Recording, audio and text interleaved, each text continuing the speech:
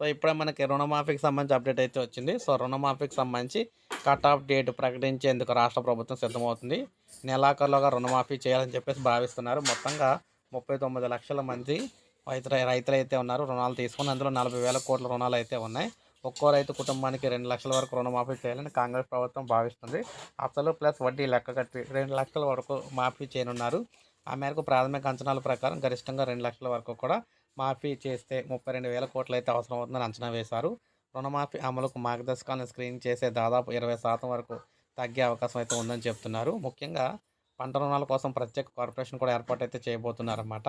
దీనికి సంబంధించి రైతులకు కట్ ఆఫ్ డేట్, రైతులు తీసుకున్న అప్పులపై అధికారులు లెక్కలైతే తీస్తూ ఉండటంతో ఎప్పటి వరకు కూడా తీసుకున్న రుణాలు మాఫీ చేస్తారన్న చర్చ కూడా మొదలైంది. రుణమాఫీ చేస్తామంటూ కాంగ్రెస్ హామీ ఇచ్చిన తేదీని కట్ ఆఫ్ తేదీగా నిర్ణయిస్తారా, లేక కాంగ్రెస్ అధికారులు చేపట్టిన తేదీ డిసెంబర్ 7ను కట్ ఆఫ్గా తీసుకుంటారనేది ఇంకా తెలియలేదన్నమాట. సో ఏది ఏమైనా మొత్తంగా రుణమాఫీ అయితే కాబోతుంది. రైతులకు తొందరలోనే కట్ ఆఫ్ డేట్ అయితే రాబోతుంది. ఇప్పుడు మనకు అప్డేట్ ఒక లైక్ చేయండి, సబ్స్క్రైబ్ చేసుకోకపోతే మన ఛానల్ సబ్స్క్రైబ్ చేసుకోండి.